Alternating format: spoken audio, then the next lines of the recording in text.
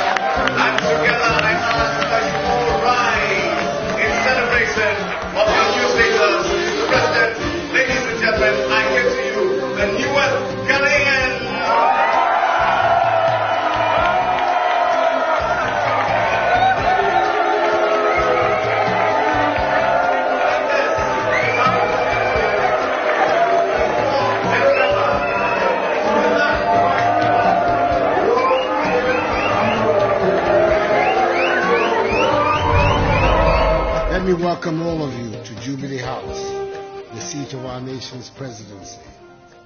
We're gathered here this evening to confer Ghanaian citizenship on 126 of our kith and kin from the African diaspora who have lived with us for many, many years. In several cases, it has been long awaited.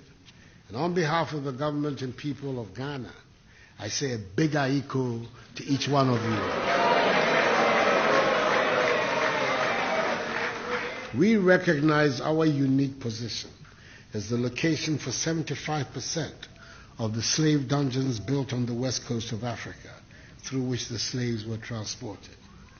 That is why we had a responsibility to extend a hand of welcome back home to Africans in the diaspora.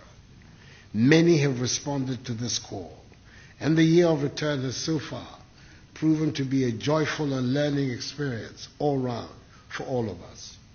Together, we have reaffirmed our determination that never again should the African peoples permit themselves to be subjected to such dehumanizing conditions, sold into slavery, and have their freedoms curtailed in order to build up forcibly countries other than their own and create wealth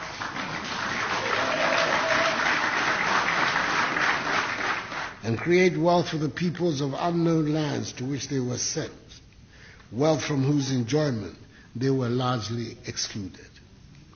Your decision to take up Ghanaian citizenship means you have agreed to respect and abide by the laws of Ghana and live in accordance with the tenets of Ghana's constitution. You have the responsibility of preserving and promoting the image of a country whose reputation amongst the Committee of Nations is today high.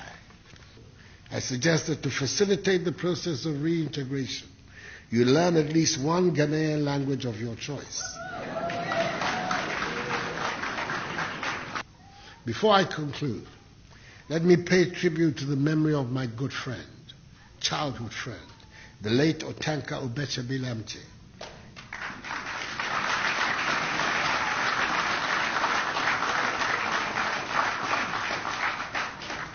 Jake, to others, who was Minister for Tourism and Diasporan Relations under the government of the second President of the Fourth Republic, the outstanding Ghanaian statesman, His Excellency John Akufo, championed the cause for the return of descendants of the slave trade to their homes of origin. He instituted the Joseph Project, whose aim was to reconcile and unite the African peoples on the continent and in the diaspora, and to release their energies to help build Africa and the Caribbean. This ceremony would be a happy moment for him.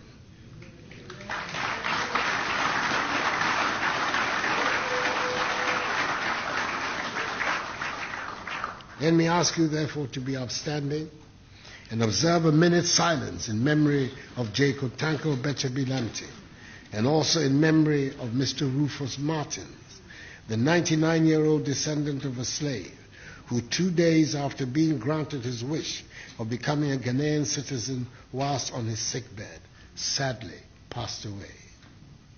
Today's ceremony brings to mind a favorite and oft-cited statement of the famous Jamaican reggae star Peter Tosh, who once said quite rightly, "Don't care where you come from. As long as you're a black man, you're an African."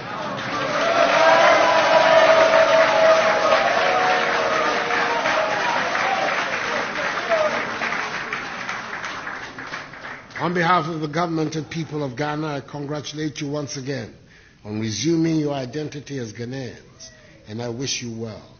Akwaba, as you know, is our word of welcome. May God bless us all in our homeland Ghana and make her great and strong. I thank you.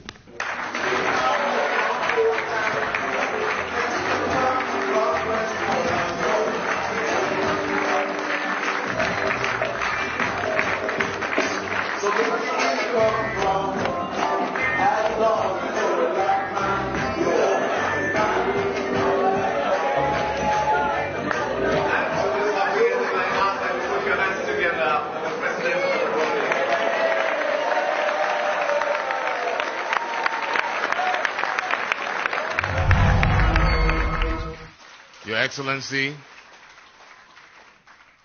I cannot say the heaviness that is upon me now. It's a great responsibility to try to put into words the emotions that are being felt by this family that's just been re-enfranchised back to the land of their ancestors.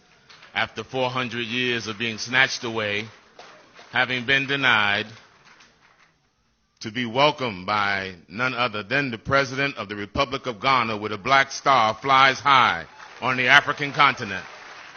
And the legacy of our ancestors are still alive tonight, that we know that they are here with us and they are smiling with us.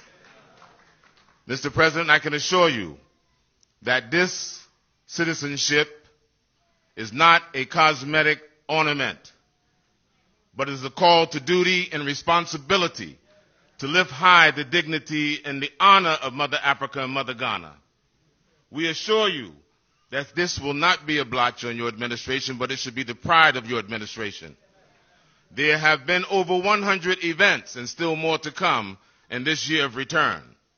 But there's not a single event that will come close to matching what we have done here tonight and what has happened here tonight.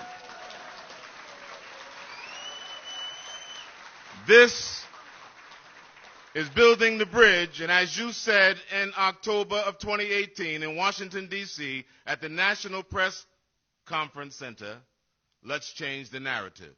Mr. President, this is an indelible signature in your tenure of administration as president, and you have set the pace to change the narrative. It is up to all of us to do the work, but you have set the standard, and we are very much appreciative of this standard.